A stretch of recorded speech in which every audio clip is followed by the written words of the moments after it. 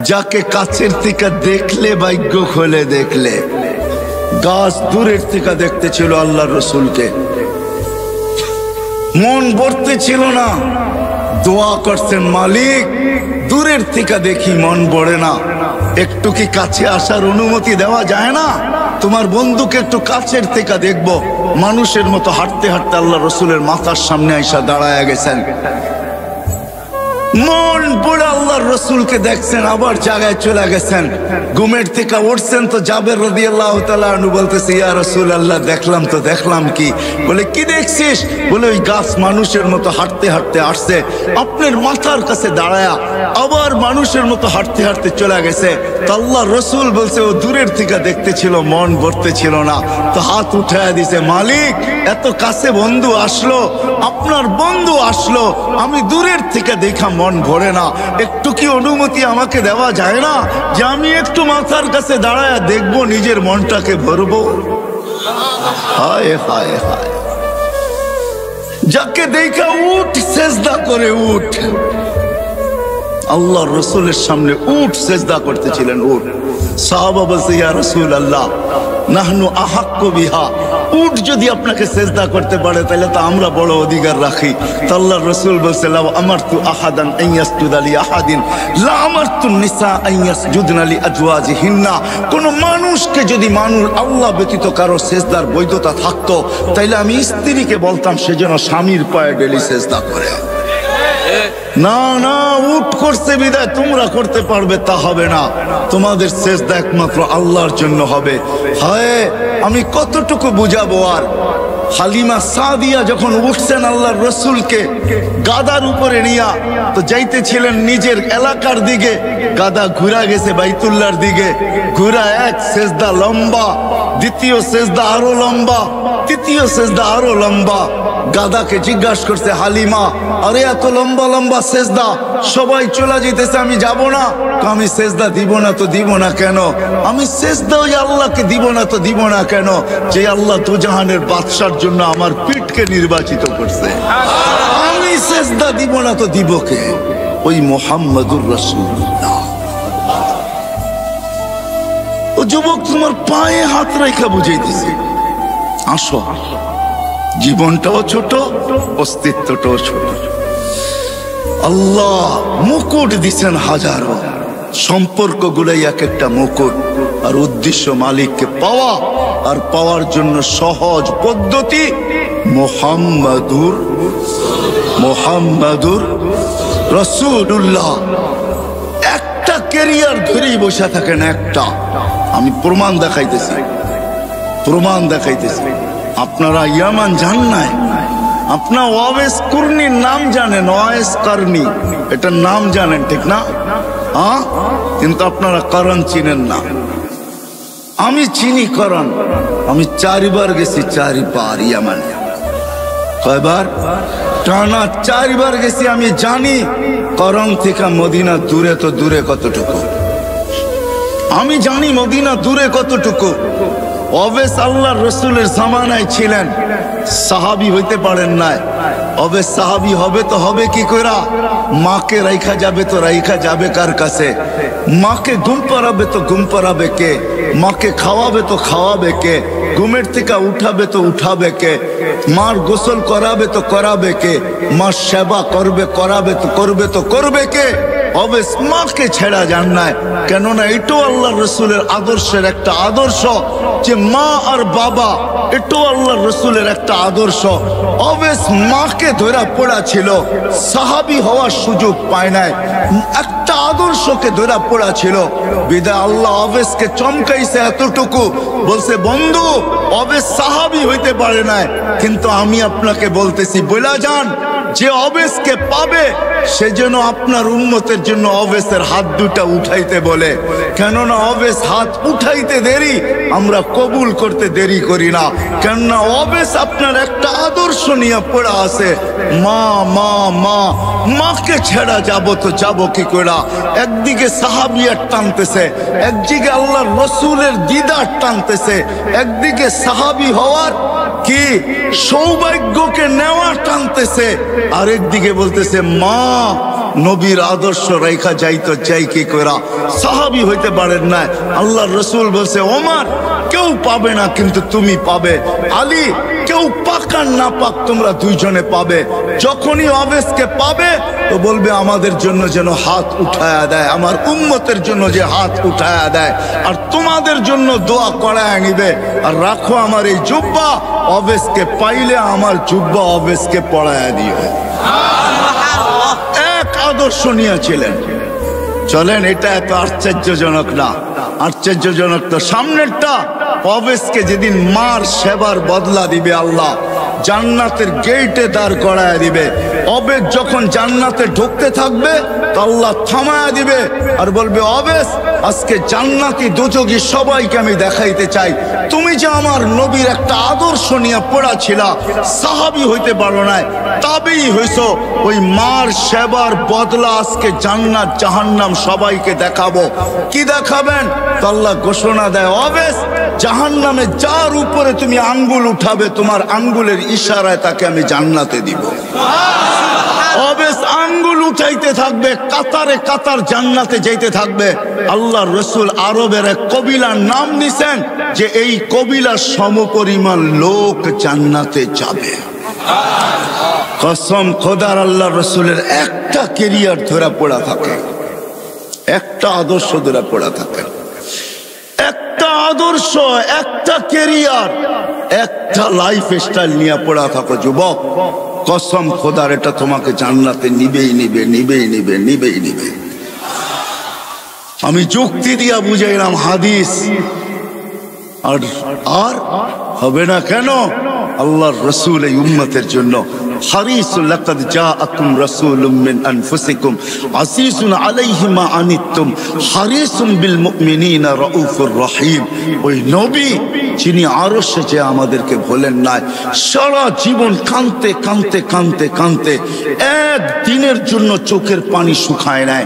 নাইলে জিবরিল মিকাইল কোনোদিন মিথ্যা বলতো না। জিবরিল মিকাইল দুজন জিজ্ঞাসা করছেন মা জালা আরাকা তাবকি, যখনই দেখি আপনার চোখে পানি কেন টলটল করে? বলছে যেদিন থেকে জান্নাত জাহান্নাম দেখা আসছি ওদিন থেকে চোখের পানি থামে না। যে সারা জীবন চোখের পানি ঝরাইছেন, মৃত্যু লগ্নে যখন চাইতেছেন তখনও চোখের পানি ঝরতে ছিল। জিবরিল আলাইহিস সালাম জিজ্ঞাসা করছেন আনতা ইলা রাফিকি তাবকি আনতা ইলা রাফিকিল আলা আল্লাহু ইয়ান্তাযিরুক, এখনো কাঁদেন? আল্লাহ আপনার অপেক্ষায় অপেক্ষমান। উপর জগতে খুশির বন্যা চলতেছে, এখন বন্ধু বন্ধুর সাথে আইসা মিলবে, এই জন্য সমগ্র জগতে খুশির হুল্লোড় চলতেছে। আর আপনার চোখে পানি কেন? আপনি তো এখন আল্লাহর সান্নিধ্যে যাবেন, আপনার জন্য ঊর্ধ্ব জগতে খুশির বন্যা বইতেছে। সমগ্র জগৎকে সাজানো হয়েছে আজকে বন্ধু বন্ধুর সাথে চিরদিনের জন্য সাক্ষাৎ করাবে। আপনার চোখে পানি কেন? বলছে জিবরিল ফামান লিবাদিলি উম্মতি, এক প্রশ্ন এখনো বাকি, আমার পরে উম্মতকে দেখা রাখবে কে? নারায়ণগঞ্জের মানুষ এখানেই শেষ না, কবর থেকে কানতে কানতে উঠবে ওহুয়া ইয়াকুম ওয়া ইয়াবকি ওয়া ইয়াকুল জিবরিল আইনা উম্মতি, উঠবে আর কাঁদবে আর বলবে আমার উম্মত কোথায়, আমার উম্মত কেন রিসিপশনে আসে না? যখন মাকামে মাহমুদে নিয়ে যাওয়ার জন্য উঠানো হবে, মাকামে মাহমুদে যায় ও হাত রাইখা বলবে বসবো না। আল্লাহ বলবেন কেন বসবেন না? বলে আমার উম্মতকে, পিপাসিত উম্মতকে আমি বসলে পানি পান করাবে তো কে করাবে? আমি তো দুনিয়াতে বইলা আসছি মাওয়াইদুকুমুল হাউজ, উম্মতকে কানে কানে বইলা আসছি সাক্ষাৎ হাউজে কাউসারে সর্বপ্রথম হবে, আমি নিজের হাতে তোমাদেরকে পান করাবো। ঠোঁট উম্মতের হবে, হাত আমার হবে, আমি লাগায়া পান করাবো আর বলবো লা তাসমান বাদাহা আবাদা, আর কোনোদিন পিপাসা তোর কাছে আসবে না। এই পানি কে পান করাবে? তারপরে পুলসেরাতে মিজানে দৌড়াবো, পাল্লা যদি সামনে না ঝোঁকে তো এখানে দাঁড়াই হাত উঠাবো আর চিৎকার দিয়া বলবো আমা কুলতালি, আপনি কি আমাকে বলেন নাই সাউফা ইউতিকা রাব্বুকা ফাতারদা, আপনাকে রাজি করা ছাড়বো। আমার উম্মতের পাল্লা সামনে ঝোঁকে না, আমি রাজি হব তো হব কি কইরা? এরকম ভাবে সুপারিশ করে পাল্লা সামনে ঝুঁকাবো, আবার ছুটবো পুলসেরাতে। কেউ ওইখানে ফাইসা গেল কিনা? যদি ফাইসা যায় থাকে তো দুরুদের গাঠি নিজের মাথায় কইরা নিব, উম্মতের মাথায় রাখবো, যেগুলো আমরা দুনিয়াতে আজকে পড়তেছি, আর দুরুদের গাঠি দিয়া বলবো ফাবুরু সালিমিন, যাও তুমি শান্তির সাথে পার হয়ে যাও। আমি বসবো না। যেই নবী কিয়ামতের মাঠে পর্যন্ত উম্মতি উম্মতিগুলা চিৎকার দিবে। আসেন, এই ছোট্ট জীবনটা, ছোট্ট অস্তিত্বটা, এই ছোট্ট হায়াতটা, ছোট্ট অস্তিত্বটা এর সাথে সংযুক্ত যত কিছু ওই মালিককে রাজি করার জন্য, আর মালিক মুহাম্মদুর রাসূলুল্লাহর মাধ্যমে রাজি হবে। এই জন্য পাক্কা ওয়াদা করি আজকে যে না, ওয়াদ যদি আমার বুঝে আইসা থাকে, দিলে লাগা থাকে, আমি যুবকদেরকে বলবো নবীর আদর্শে আদর্শবান হব, নবীর আদর্শ শিখবো, নবীর কেরিয়ার শিখবো, নবীর লাইফ স্টাইলকে নিজের লাইফ স্টাইল বানাবো। ওয়াদা পাক্কা? বিলকুল। আল্লাহ কবুল করুক। কিন্তু নবীর আদর্শের ভিতরে, নবীর আদর্শের ভিতরে সবচেয়ে বড় আদর্শ যেটা দুনিয়াতে আসতে দেরি, ওই আদর্শের মেসেজ আমাদেরকে দিতে দেরি করেন নাই। আর যেদিন দুনিয়ার থেকে যাইতেছিলেন ওই দিন এই চিৎকার দিতে দেরি করেন নাই, আসসালা আসসালা ওয়া মা মালাকাত আইমানুকুম। আইসো নামাজের মেসেজ দিছেন, যাওয়ার সময় নামাজের মেসেজ দিতে দিতে গেছেন। ওই নামাজ নবীর আদর্শের সবচেয়ে বড় আদর্শ।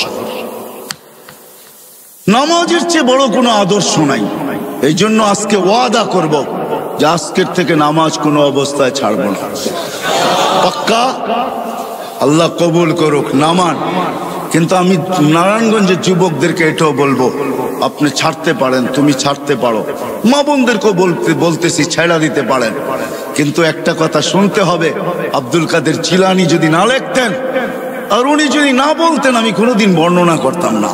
আব্দুল কাদের জিলানী রহমতুল্লাহ আলাইহি লেখছেন, শুকর সকালবেলা উঠা আল্লাহকে বলে লাকাল হামদ খালাকতানি আবতারা খালকিক, ও মালিক সৃষ্টির ভিতরে আমি সবচেয়ে নিকৃষ্ট, তারপর তোর প্রশংসা।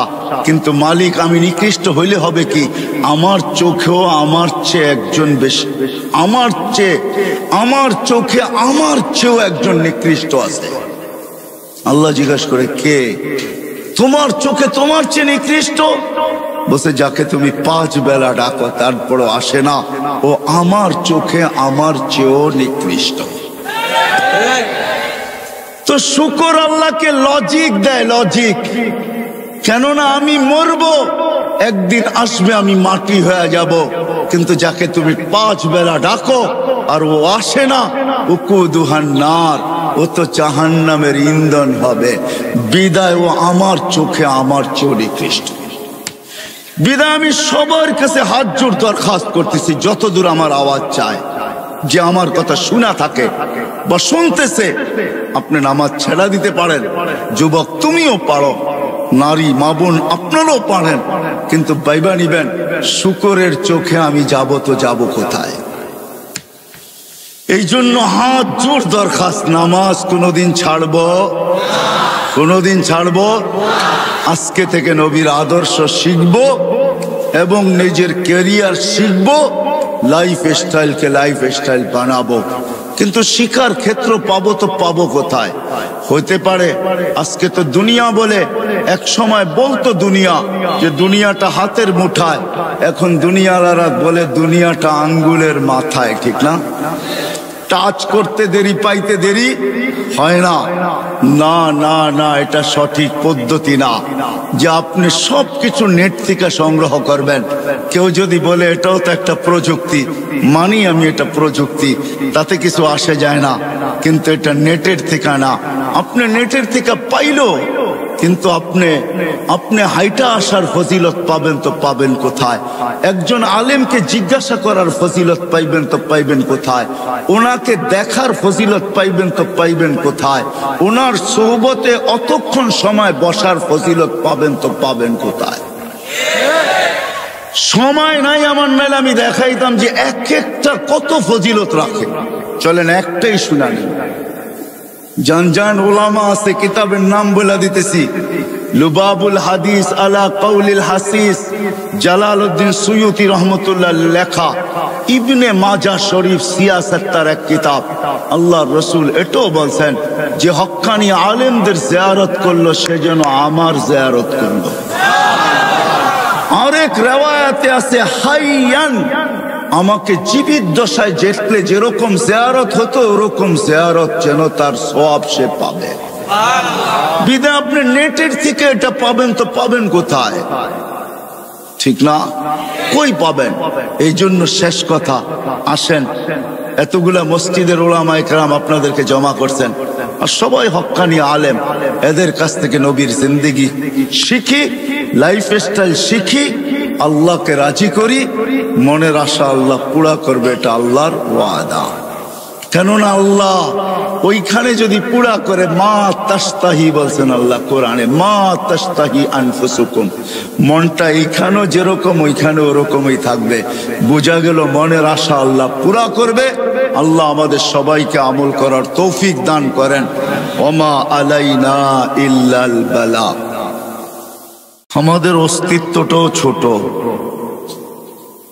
6 ফিট 6.5 ফিট, এটা হলো আমাদের অস্তিত্ব। 7 ফিটের খুব কমই লোক এখানে পাওয়া যাবে যারা একত্রিত হয়েছি। মনে হয় না কেউ 7 ফিট হবে, বেশির থেকে বেশি 6.5 ফিট, 6.25 ফিট। তো অস্তিত্বটাও কিন্তু আমাদের ছোট। আমার কথা বোঝেন তো? সুরটুর কিন্তু হবে না, এটা আগের থেকেই বুঝা বসতে হবে যে খুব সুর হবে। সুর আমার কাছে নাই, কোত্থেকে দিব? বিদায় এরকম কথা হবে, দিলের কানে শুনলে আশা করি বুঝে আসবে।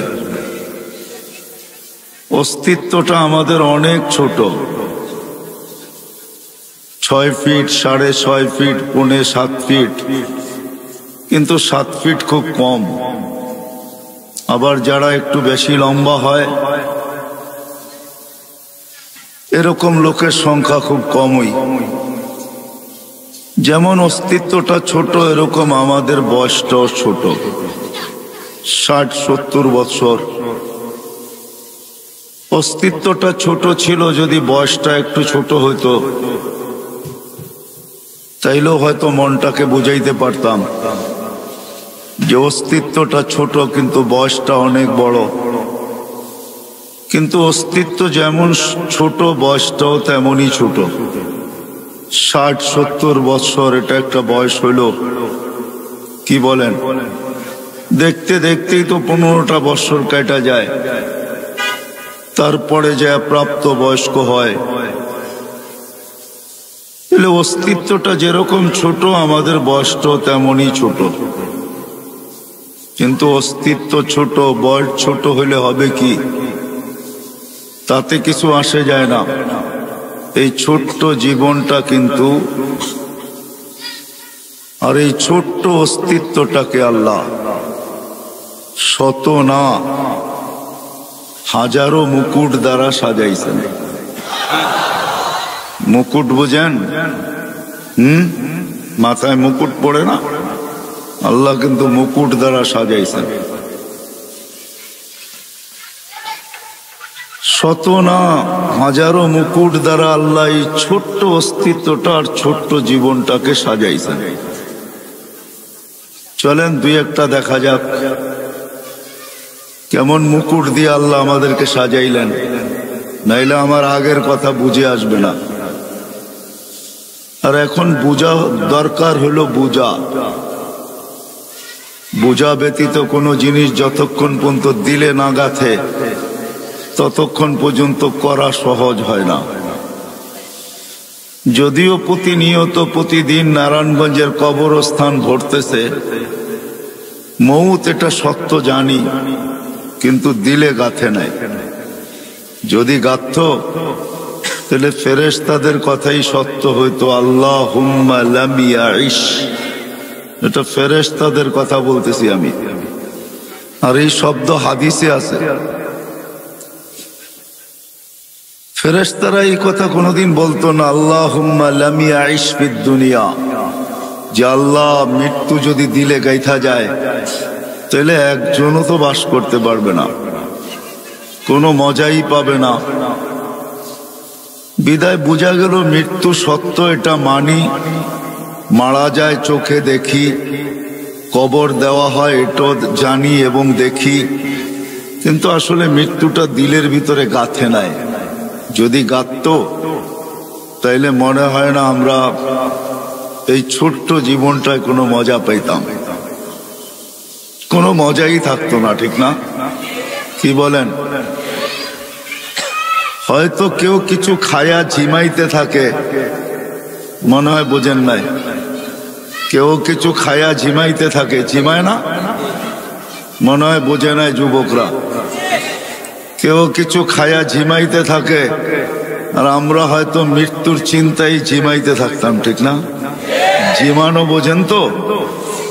কেউ কিছু খায়া কিন্তু ঝিমায়, যদিও আমি শব্দটা বললাম না, কিন্তু মাঝে মাঝে দেখা যায় রোডের ডাইনে বামে কেউ বসা বসা ঝিমাইতেছে, ঠিক না? আমরাও সবাই মৃত্যুর চিন্তায় ঝিমাইতে থাকতাম। যা হোক, জীবনটা ছোট, অস্তিত্বটাও ছোট। সাজাইছেন আল্লাহ হাজারো মুকুট দিয়া। যুবকের যৌবনটাও কিন্তু একটা মুকুট। যার নাই ওকে জিজ্ঞাসা করেন কি নাই। স্বাস্থ্য যতই থাকুক, সুদর্শন চেহারা যতই হোক, হাট্টা গাট্টা যতই হোক, যত বড়ই পয়সাওয়ালা হোক, সব কিছু মানি, কিন্তু যদি মুকুট না থাকে যৌবন, তাহলে হারবাল, কলিকাতা হারবালে যাবে আর আসবে, ঠিক না? মুকুট কেউ ফিরিয়ে দিতে পারবে না। যুবকের যৌবনও কিন্তু মুকুট। কেমন মুকুট? যদি মুকুট না হইতো তাহলে আল্লাহ কোনোদিন এই কথা বলতেন না, যুবক তোর যৌবন মুকুট। কেমন মুকুট জানিস? হায় হায়, তুই আরশের নিচে বৈশা মেলা দেখবি, তোর আরশের নিচে চলতে থাকবে মেলা, আর তুই থাকবি ওই মেলায়, আর আরশের বাহিরে হইতে থাকবে হিসাব কিতাবের খেলা। সাবআতুন ইয়াযিল্লুহুমুল্লাহু তাহতা যিল্লি শাবুন নাশা ফি ইবাদাতিল্লাহ।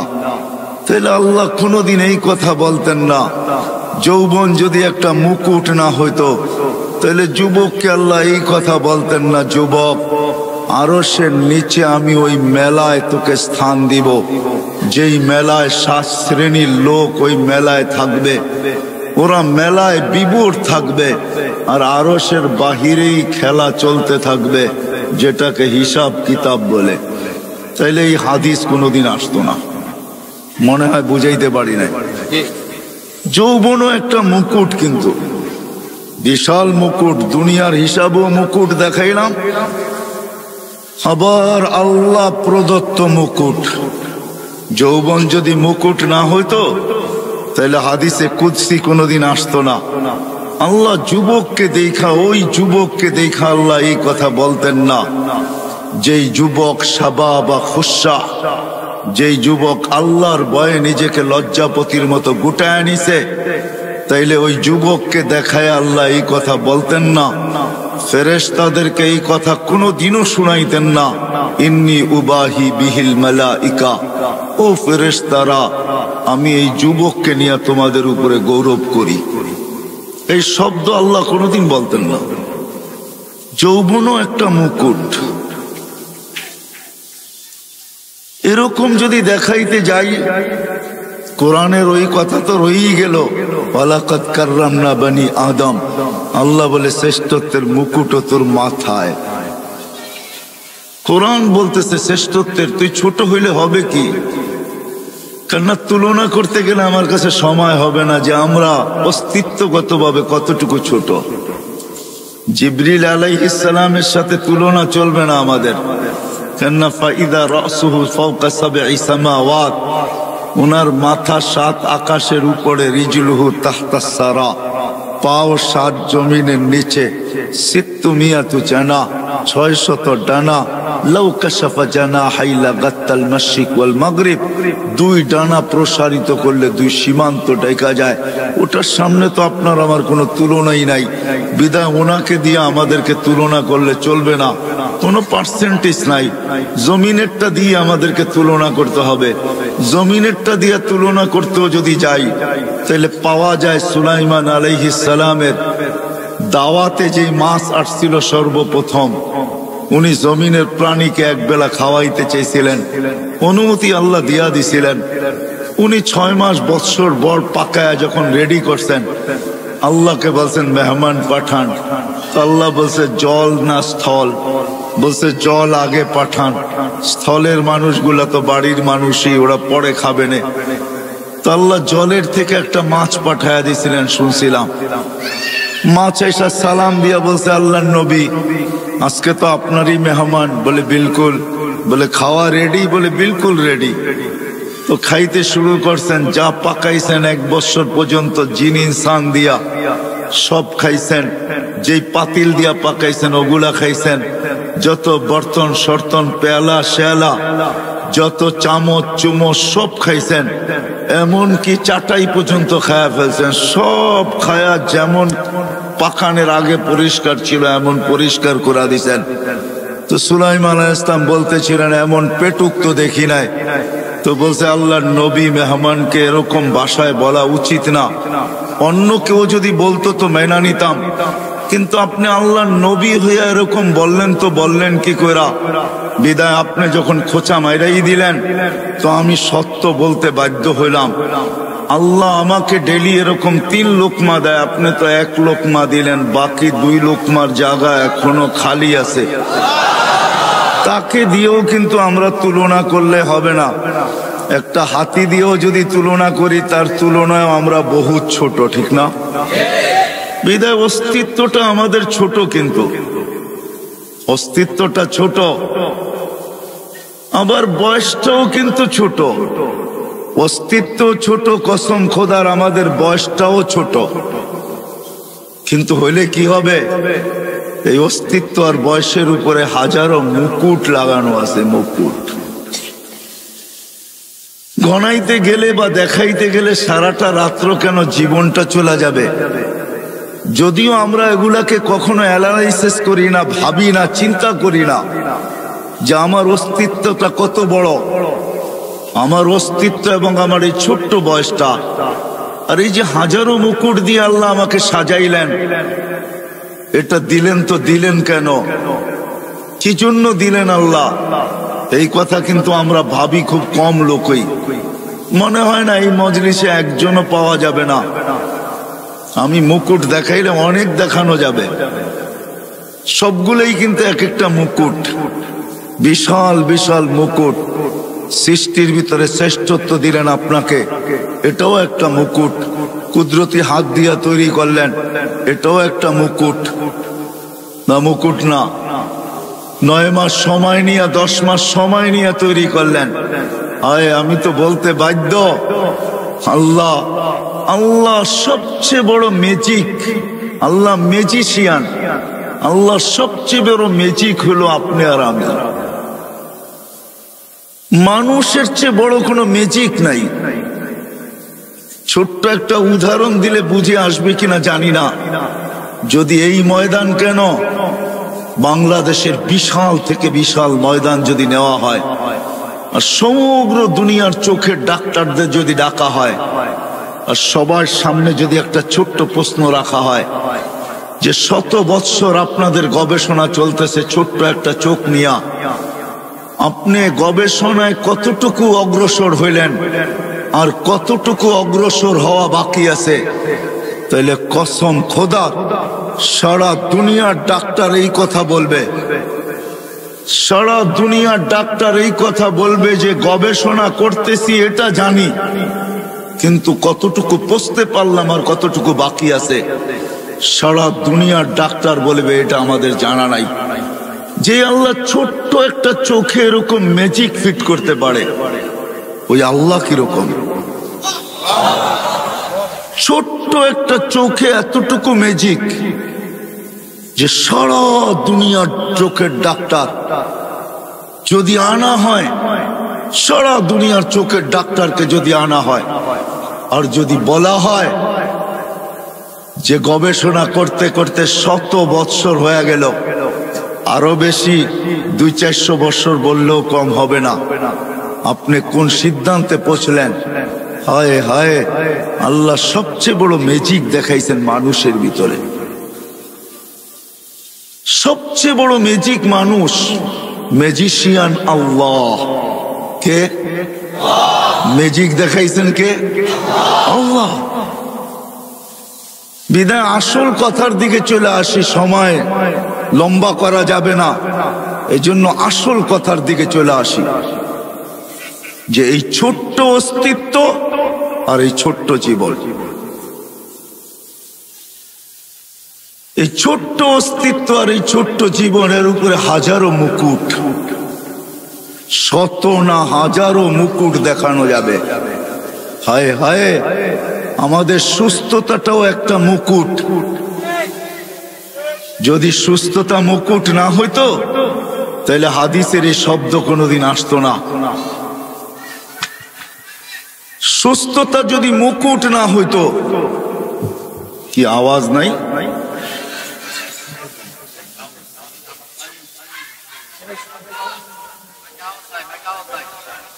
সুস্থতা যদি মুকুট না হইতো, সুস্থতা একটা মুকুট। আরে আজিজো, আওয়াজ হবে কোত্থেকে? নিয়ে আসছেন লিপ টাচ। এটা লিপ টাচ, এটা মুখের সাথে লাগায়া বললে আওয়াজ যাবে, ডাইনে বামে গেলে এটা আওয়াজ যাবে না। এটা বানানো হয়েছে সিঙ্গারদের জন্য, সিঙ্গার, বক্তাদের জন্য এটা বানানো হয় নাই। একটু আগে তো শুনতেছিলেন, ঠিক না? কেননা মুখের সামনে নিয়ে বলতে থাকলে খুব ভালো শুনবেন। এটার নামই হইল লিপ টাচ। ঠোঁটের সাথে লাগায়া বলতে হবে। আমরা সিঙ্গার না, আমরা সিঙ্গারের অপেক্ষায় আছি যে আল্লাহ জান্নাতে সুপার সিঙ্গার দেখাবে, ওটার অপেক্ষায় আছি। আমরা সিঙ্গার না। নিয়েই তো আসছেন লিপ টাচ, কানেরটা নিয়ে আসেন, আওয়াজ শুনবেন। ডাইনে গেলে বামে গেলে এটা আওয়াজ টানে না। বিদায় কথা আর 15 মিনিট হবে, শুধু আপনাদের মাইকের দুর্বলতার কারণে। এটা ওলামায়ে কেরাম ভাইবা নিয়ে আসে না, ভাবে সব বক্তা ঠোঁটে লাগায়া বলবে, এরকম অভ্যাস আমার নাই। আমি তো ডাইনেও দেখবো, বামেও দেখবো, তারপরে বলবো। বিদায় কথা শেষ হয়ে গেছে পড়ায়। বিদায় কানেরটা হইলে হয়তো বলা যেত, কিন্তু ডাইনে বামে দেখতেই হবে। মানুষ অভ্যাসের দাস, একটা প্রবাদ বাক্য আছে। আবার এটাও আছে, অভ্যাস মানুষের দাস, এটাও একটা প্রবাদ বাক্য আছে। বিদায় এই জিনিসটা হলো লিপ টাচ। এখন শোনা যায়? হ্যাঁ, এখন শোনা যাবে। যা হোক, কথার শেষ জায়গায় চলে আসছি আমি। এই ছোট্ট অস্তিত্বটা আর এই ছোট্ট জীবনটা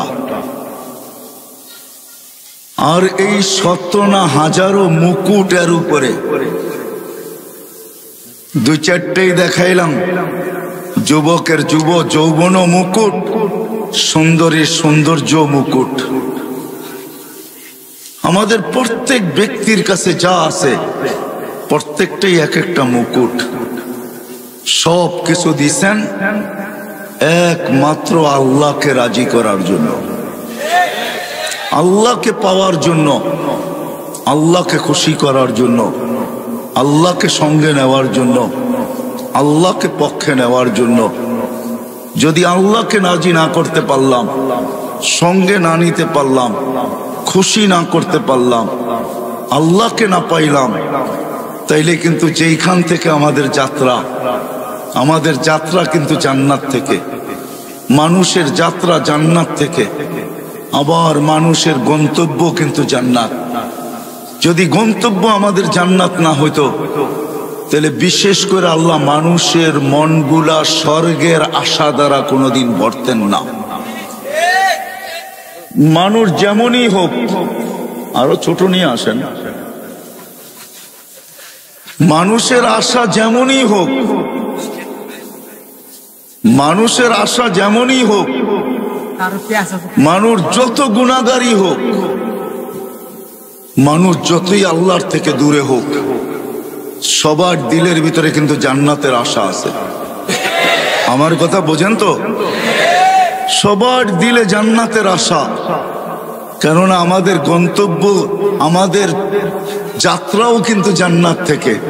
আমাদের বাবা প্রথম জান্নাতেই ছিলেন, যদিও আমরা জান্নাত থেকে বাহির হয়ে আসছি, কিন্তু আমাদের গন্তব্য জান্নাত। যার কারণে গুনাহগার থেকে গুনাহগারও কোনো না কোনো পর্বে এই কথা বলে যে জান্নাতে যাব, জান্নাতেই যাইতে চায়, স্বর্গেই যাইতে চায়, নরকে কেউ যাইতে চায় না, জাহান্নামে কেউ যাইতে চায় না। বিদায় আল্লাহ জান্নাতের আশা দিয়ে আমাদের দিলটা ভরা দিছেন।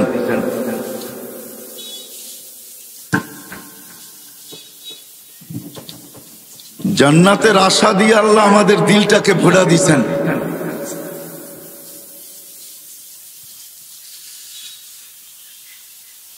আইলা তো আইলা, হগলতের বাদে আইলা,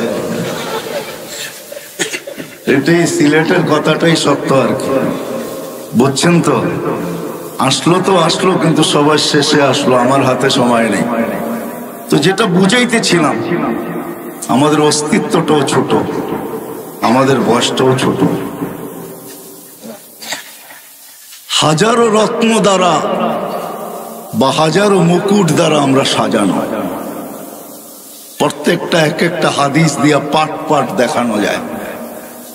বলতেছিলাম সুস্থটাও একটা রত্ন, একটা মুকুট, না হইলে হাদিসে এই কথা কোনোদিন আসতো না, আল্লাহ কোনোদিন এই কথা বলতেন না। অসুস্থ ব্যক্তি যখন, মানুষ যখন অসুস্থ হয়, তা আল্লাহ চিৎকার দিয়া বলতে থাকে, উক্তুব আমালাল্লাযী কানা ইয়ামালু ফিস সিহা, সুস্থ অবস্থায় বান্দা বান্দি যে আমল করতে ওটাকে লিখতে থাকো। তো ফেরেশতা বলে, আল্লাহ কেন লিখবো, কেন লিখবো, করতে তো কেন লিখবো, অসুস্থ, আমল তো করে না। আল্লাহ প্রতি উত্তরে বলে, অসুস্থতা আমার পক্ষ থেকে, বান্দার পক্ষ থেকে না, বিদায় লিখতে থাকো। সুস্থতাটাও কিন্তু, অসুস্থতাটাও একটা মুকুট। যদি না হইতো তাহলে এই হাদিস কোনোদিন আসতো না। আমি হাদিসে কুদসি দিতেছি, আল্লাহর বাণী। আল্লাহ বলে, আনিনুল মারিদি তাসবিহুন, যখন অসুস্থ অবস্থায় আহ আহ করতে থাকে, তো আল্লাহ সুবহানাল্লাহ পড়ার সওয়াব লেখাইতে থাকে। সিয়াহাতুহু তাহলিলুন, যখন অসুস্থতার কারণে চিৎকার দিতে থাকে, তখন আল্লাহ বলে, লা ইলাহা ইল্লাল্লাহর সওয়াব লিখতে থাকো। ফজিলত কি ওলামাদের থেকে জেনে নিন, যে লা ইলাহা ইল্লাল্লাহ পড়লে মিলবে কি, কি সওয়াব পাওয়া যাবে, এটা ওলামাদের কাছ থেকে শিখা নিলে ভালো হবে। তাইলে অসুস্থতাটাও একটা মুকুট, সুস্থতাও একটা মুকুট, ধনাঢ্য হওয়া একটা মুকুট, আবার দারিদ্র হওয়া, গরিব হওয়া একটা মুকুট। যদি মুকুট না হইতো তাহলে আল্লাহর রাসূল হাত উঠায় কোনোদিন দোয়া করতেন না, ওয়াহশুরুনি ফি সুমরাতিল মাসাকিন, আল্লাহ গরিবদের সাথে কিয়ামতের দিন আমাকে উঠায়। বিদায় জীবনটা ছোট, অস্তিত্বটাও ছোট, শত না হাজারো মুকুট দ্বারা সাজানো। আসেন আসল কথায়, হাজারো মুকুট শুধু এই জন্যই আল্লাহ দিছেন। আরেক শব্দে বলতে পারেন, মানুষের কাছে যা কিছু আছে, অস্তিত্ব বলেন, হায়াত বলেন, যত কিছু মানুষের সাথে সম্পর্কিত, যত সম্পর্ক বলেন, সব কিছু আল্লাহ আমাকে দিছেন, আপনাকে দিছেন আল্লাহকে রাজি করার জন্য। সবকিছু আল্লাহকে রাজি করার জন্য দিছেন। হ্যাঁ, চাওয়ালা চা বিক্রি করে, ওটাও দিছেন আল্লাহকে রাজি করার জন্য, আল্লাহকে পাওয়ার জন্য। নাইলে এই হাদিস কোনোদিন আসতো না। ও চায়ের ব্যবসায়ী, ছোট ব্যবসায়ী, ক্ষুদ্র ব্যবসায়ী, কিন্তু হাদিস আছে ইয়াহশুরু মান নাবিয়্যিন ওয়াস সিদ্দিকিন ওয়াস শুহাদা। ও যদি আল্লাহকে পাওয়া যায়, কিছু গাড়ির বহরে যুক্ত হইলে মন খুব প্রফুল্ল হয়, ঠিক না? মনে হয় বোঝেন নাই, ইঙ্গিত বোঝেন? কিছু গাড়ির বহরে যদি নিজের গাড়িটা যুক্ত করা যায় তাহলে খুব ভাব আসে, ভাব, ঠিক না? ওই চাওয়ালাও যদি আল্লাহকে রাজি করতে পারে তাহলে কিয়ামতের দিন আল্লাহর রসুলের পাশে দাঁড়াবে। পাশে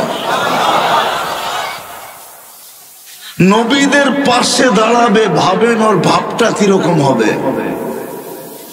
আমি শব্দ চেঞ্জ করে দিলাম, হয়তো আপনারা বুঝতেছিলেন না।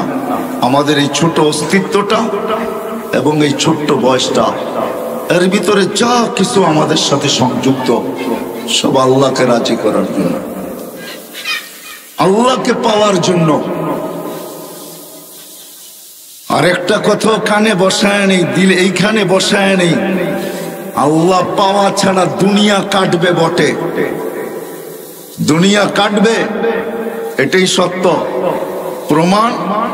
কেননা জন্ম লগ্নি আল্লাহ কানে বলে দিছেন, হুয়াল্লাযী খালাকাকুম সুম্মা রাযাকাকুম, হুয়াল্লাযী খালাকাকুম সুম্মা রাযাকাকুম। ওই আল্লাহ যিনি আমাদেরকে অস্তিত্ব দিছেন,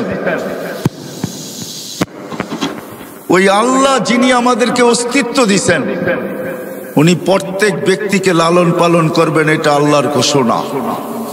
কিন্তু যদি মালিককে জিজ্ঞেস করি কতদিন করবেন, তো মালিক নিজেই জবাব দিতেছেন ইলা আজালিম মুসাম্মা, একটা সময় পর্যন্ত করব।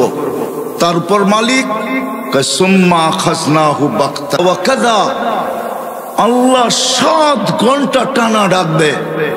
আর কি বইলা ডাকবে? নারায়ণগঞ্জের মানুষ, দুনিয়ার মানুষ আসামিকে ধরার জন্য খোঁজে, আমি তোকে মাফ করার জন্য খুঁজি।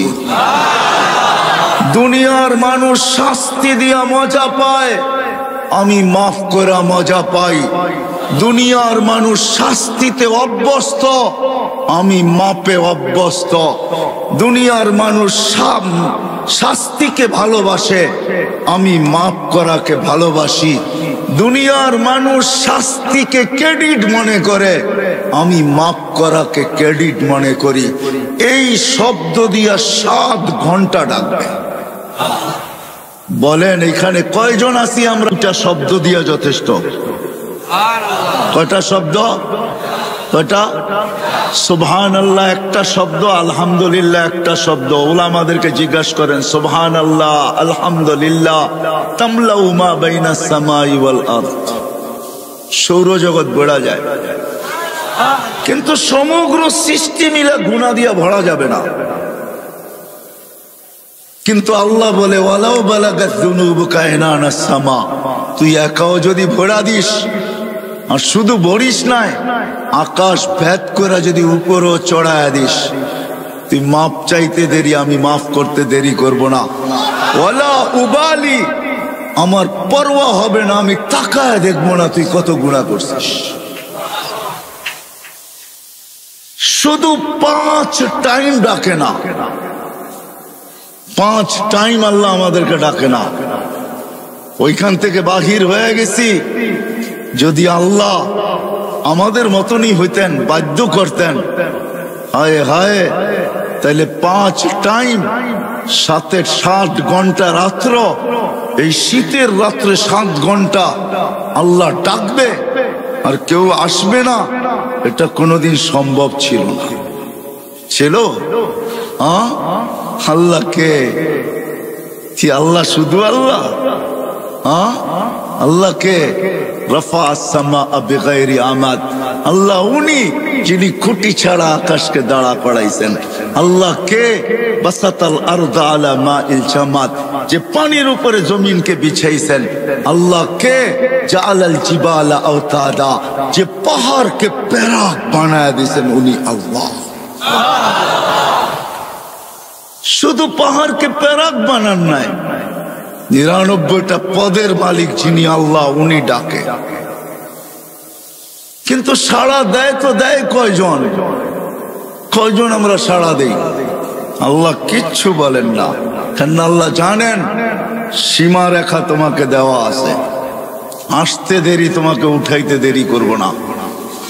বিদায়ী ছোট্ট অস্তিত্ব আর ছোট্ট জীবনটা, এর সাথে সংযুক্ত যা আছে সব দিছেন মালিককে রাজি করার জন্য। যতক্ষণ পর্যন্ত মালিক রাজি না হবে, তো গন্তব্য আমাদের যাত্রা যেখান থেকে আর মনে আসা যেটা, ওই জান্নাত কোনোদিন পাওয়া সম্ভব হবে না। বুঝাইতে পারলাম? এতটুকু বুঝে আসলো? দুনিয়া কেটে যাবে, আবারও বলতেছি দুনিয়া কেটে যাবে, আল্লাহ না পাইলেও কেটে যাবে। 750 কোটি মানুষের ভিতরে 600 কোটি মানুষই আল্লাহকে মানে না, জানে না, চিনে না। তারপরে ওদের জীবন কেটে যেতেছে, আজকে না মানলেও কেটে যাবে। কিন্তু কালকে যে মৃত্যু, এরপরে 1 সেকেন্ডও আল্লাহ পাওয়া ছাড়া কাটবে না। কসম খোদার কাটবে না, এটাই সত্য। বিদায় সব সম্পর্ক আল্লাহ পাওয়ার জন্য, আল্লাহ পাওয়ার জন্য আল্লাহ দিছেন। এই অস্তিত্বটাও আল্লাহ পাওয়ার জন্য, ছোট্ট জীবনটাও আল্লাহ পাওয়ার জন্য, এর সাথে সংযুক্ততা যত জিনিস আছে সব আল্লাহ পাওয়ার জন্য। কিন্তু একটা ছোট্ট প্রশ্ন, আল্লাহ পাবো তো পাবো কি করে? আল্লাহকে তো চোখে দেখা যায় না যে আমি আল্লাহ পাবো, আল্লাহর কথা তো শোনা যায় না যে আমি আল্লাহ পাবো, আল্লাহকে তো ধ্যান ধারণায় আনা যায় না, আল্লাহকে তো আঁকা যায় না। আল্লাহ কিরকম? মানুষ ব্যঙ্গচিত্র দুনিয়াতে অনেক আঁকছে, আরো না জানি দুনিয়া যতদিন থাকবে কত ব্যঙ্গচিত্র আঁকবে, কিন্তু আজ পর্যন্ত মনে হয় কারো কলমে আল্লাহর কোনো চিত্র উঠে আসে নাই। সত্য তো? ব্যঙ্গচিত্র মানুষ বহুত আঁকছে, আরো বহুত আঁকবে, হইতে পারে, আঁকতে পারে। আমার এটা নিয়ে কোনো সে নাই, আলোচ্য বিষয় না। কিন্তু আজ পর্যন্ত আল্লাহর কোনো আলোকচিত্র আসে নাই, কোনো চিত্র কেউ আঁকতে পারে নাই। এটাই আল্লাহকে ধ্যান ধারণায় আনা যায় না, বর্ণনা দিয়া শেষ করা যায় না। শেষ করবেন কি করে? দুনিয়ার পদগুলা সীমিত, আল্লাহর কোনো পদের সীমা রেখা নাই। কোনো আলেম বলতে পারবে না আল্লাহ তো আল্লাহর জাতি নাম, এটা আল্লাহ, এটা পার্সোনাল নাম, এটা আল্লাহর পদ না, এটা হলো জাতি নাম আল্লাহ। পদ সামনে বলতেছি, রহমান এটা হলো আল্লাহর একটা পদ, আল্লাহর একটা সিফত। এটা শুরু কোথায় শেষ কোথায় দুনিয়ার কেউ জানে না, এমনকি জিবরিলও জানে না, মিকাইলও জানে না, ইসরাফিলও জানে না, মালাকুল মউতও জানে না, হামিলিনে আরশও জানে না, কোন নবী জানে না, কোন রসুল জানে না, এমনকি মুহাম্মদুর রাসূলুল্লাহ পর্যন্ত জানেন না। কোন আলেমও বলতে পারবে না যে এটা শুরু কোথায় শেষ কোথায়, বলা যাবে? তো আল্লাহ তো একটা পদের মালিক না, রহমানও একটা পদ, রহিম, মালিক, কুদ্দুস, সালাম, মুমিন, মুহাইমিন, আজিজ, জব্বারুল, মুতাকাব্বিরুল, খালিকুল, বারিউল, মুসাব্বিরুল, গফফারুল, কহারুল, ওয়াহাবুর, রাজ্জাকুল, ফাত্তাহুল, আলিমুল, কাবিদুল, বাসিতুল, খাফিদুল, রাফিউল, মুইজ্জুল, মুযিল্লুস, সামিউল, বাসীরুল, হাকামুল, আদলুল, লতীফুল, খবীরুল, হালিমুল, আযীমুল, গফুরুল, শাকুরুল, আলিকুল, কবীরুল হাফিজুল মুকিতুল হাসিবুল জলিলুল করিমুল রকিবুল মুজিবুল ওয়াসি আল হাকিমুল ওয়াদুদুল মজিদুল বাঈসুল শহীদুল হকুল ওয়াকিলুল কবিয়ুল মতিনুল আলিগুল হামিদুল মুসি আল মুবদি আল মুঈদ আল মুহয়ি আল মুমিত আল হাইয়্যু আল কাইয়্যুম আল ওয়াজিদ আল মাজিদ আল ওয়াহিদ আল আহাদ আল সামাদ আল কাদির আল মুক্তাদির আল মুকদ্দম আল মুআখ্খার আল আউয়াল ওয়াল আখির আল যাহির ওয়াল বাতিন আল ওয়ালি আল মুতাওয়ালি আল বাররু তাওয়াবুল মুনতাকিম আল আফু আল রাউফ মালিক আল মুলক যাল জালালি ওয়াল ইকরাম আল মুকসিত ওয়াল জামি ওয়াল গানি ওয়াল মুগনি আল মানি আল দার আল নাফি আল নূর আল হাদি আল বদি ওয়াল বাকি আল ওয়ারিস ওয়াল রশিদ আস সাবুর। ৯৯টা পদের মালিক আল্লাহ। ওই আল্লাহকে রাজি করবো তো করবো কি কইরা? ততক্ষণ পর্যন্ত সম্ভব হবে না। কিন্তু প্রশ্ন উঠায় দিলাম আমি যে আপনাকে রাজি করবো তো করবো কি কইরা? তো আল্লাহ এটার সলিউশন দিতেছেন। নাইলে কোরআনে এই কথা আল্লাহ কোনোদিন বলতেন না। আল্লাহ সলিউশন দিতেছেন, মান আতা আর রাসূল ফাকাদ আতা আল্লাহ। আল্লাহ বলে আমার বন্ধুকে পাইলি আমাকে পাওয়া যাবে। আমার বন্ধু খুশি আমি খুশি, আমার বন্ধু পক্ষে আমি পক্ষে, আমার বন্ধু রাজি আমি রাজি, আমার বন্ধু খুশি তো আমি খুশি, আমার বন্ধু হা বলবে তো আমিও হা বইলা দিব। শুধু হা বলবো না, যেখান থেকে যাত্রা যেটা বুকে আসা ওইটাও হাতে উঠায় দিয়া দিব। নাইলে কোরআন এই কথা কোনোদিন বলতেন না। ১৬ লক্ষর ব্যাপারে কোরআন এই কথাই বলছেন, কুল্লুন ওয়াদাল্লাহুল হুসনা।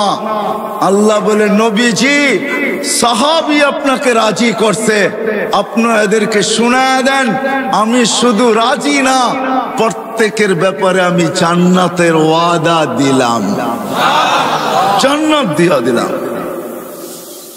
সাহাবারা আল্লাহর রাসূলকে রাজি করা শুধু মডেল হন নাই, মডেল 1500 মেডেল দিছেন আল্লাহ ওনাদেরকে। মেডেল বোঝেন কয়শো?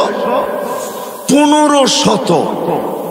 কোরআনে 1500 আয়াত আছে সাহাবাদের শানে, এক একটা মেডেল।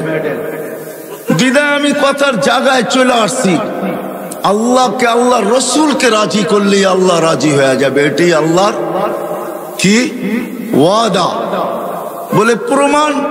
তাহলে এইখানেও হাজি আছে আমার পিছনে, এই দিকেও আছে হাজি।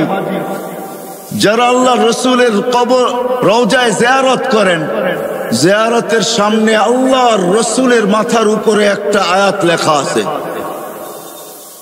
যেইখান থেকে ছিদ্রটা, ওই ছিদ্রটার উপরে একটা আয়াত লেখা আছে। আয়াতটা লেখা হইল ফাইন জাউকা, আপনার উম্মত যদি আপনার কাছে আসে গুনার বোঝা নিয়া, আস্তাগফিরুল্লাহ, আর আয়েশা যদি আমার কাছে মাপ চায়, আস্তাগফারা লাহুর রাসূল, আপনি যদি একটু ইশারায় হা বইলা দেন, লাওয়াজাদাল্লাহ তাওয়াবার রহিমা, তো আমি আল্লাহ ওয়াদা করতেছি, প্রতিজ্ঞা করতেছি, লাওয়াজাদা, আল্লাহ কসম খায়া বলতেছে, আমি আমার জাতের কসম, আপনি হা বলতে দেরি আমি মাফ করতে দেরি করব না। তাহলে আমি আমার কথার জায়গায় চলে আসছি। ছোট্ট জীবন, ছোট্ট অস্তিত্ব, সম্পর্ক হাজারো, সবকিছুর উদ্দেশ্য আল্লাহ পাওয়া। আর আল্লাহ পাওয়ার জন্য সহজ মাধ্যম, সবচেয়ে সহজ মাধ্যম মুহাম্মাদুর রাসূলুল্লাহ সাল্লাল্লাহু আলাইহি ওয়াসাল্লাম। আল্লাহর রাসূলের গোলাম হইলেই হবে। বিদায় নারায়ণগঞ্জের মানুষ যদি বুকের আশাটা পুরা করতে চাই, যুবক তুমি যদি বুকের আশাটা পুরা করতে চাও, বুকের আশাটা পুরা করতে চাও, তাহলে আল্লাহর রাসূলের আমি দু একটা কাহিনী দিব। যদি আপনাদের দিলে লাগে, ওই রাসূল যার পেশাব যদি ভুলে পান করে, পেশাব, উম্মে আয়মান আল্লাহর রাসূলের পেশাব ভুলে পান করে ফেলছেন। আল্লাহর রাসূল, বুখারীতে আছে, আল্লাহর রাসূল পেশাব করছেন রাত্রে কোন পাত্রে। উম্মে আয়মান পিপাসিত ঘুমের থেকে উঠছেন রাত্রে, পিপাসায় উঠায় ফেলছে। দেখছে সামনে পেলা আছে, আল্লাহ রসুলের কিতো দাসী ছিল উম্মে আইমান। পেলা সামনে রাখা, হাত দিয়া দেখে পানির মতো তরল, নাক নিয়া দেখে সুঘ্রাণ, মন মানতে ছিল না, পান করা পিপাসা মেটায় নিছে। সকালবেলা আল্লাহ রসুল যখন ঘুমের থেকে উঠছেন তো বলছে, উম্মে আইমান পাত্রে কিছু জিনিস আছে, বাহিরে নিক্ষেপ করো। তো বলে, ইয়া রসুল আল্লাহ, ওটা রাত্রি করে দিছি। তো বলছে, করছিস তো করছিস কোথায়, কোথায় করছিস? বলে, ইয়া রসুল আল্লাহ, পিপাসার তাড়নায় ঘুমের থেকে উঠে গেছি, হাতের নাগালি ছিল এটা, পানিও তরলও দেখলাম, নাক লাগায় দেখলাম এরকম সুঘ্রাণ আর কিছু হয় না, আর মনকেও মানাইতে পারি নাই, পান করে নিছি। আল্লাহ রসুল হাসি দিয়া বলছে, উম্মে আয়মান, যতদিন বাঁচবে খিদা তোর কাছে কোনোদিন আসবে না। কসম খোদার, উম্মে আয়মান যতদিন বাচ্চা ছিল খিদা আর তার লাগতো না। সাথে সাথে এটাও বলছেন, উম্মে আইমানের শরীর আর জাহান্নামে যাবে না। আমি নারায়ণগঞ্জবাসীকে একটু বলতে চাই যে যার পেশাব বুলে পান করলে ক্ষুধা জীবনে আসে না, জান্নাত জাহান্নাম হারাম হয়ে যায়, ওই ব্যক্তির কেরিয়ার, ওই ব্যক্তির আদর্শ, ওই ব্যক্তির লাইফ স্টাইল। হয় যুবক, তোমাদের পায়ে হাত দিয়া বলি, কার লাইফ স্টাইল তুমি অনুকরণ করো?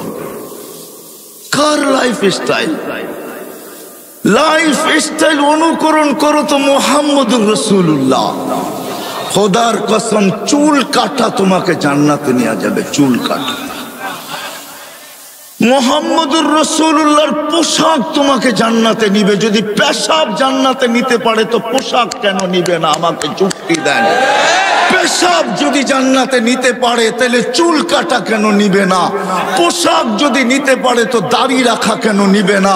পোশাক যদি নিতে পারে তাহলে পর্দা কেন নিবে না? পোশাক যদি নিতে পারে, পেশাব যদি নিতে পারে তাহলে মুস্কি হাসা কেন নিবে না? আমাকে যুক্তি দিয়ে বুঝান। লজিকের দুনিয়া, আমিও লজিক দিব, আপনিও লজিক দেন। আমি লজিকে বিশ্বাসী, আপনি লজিক দিবেন, দেন।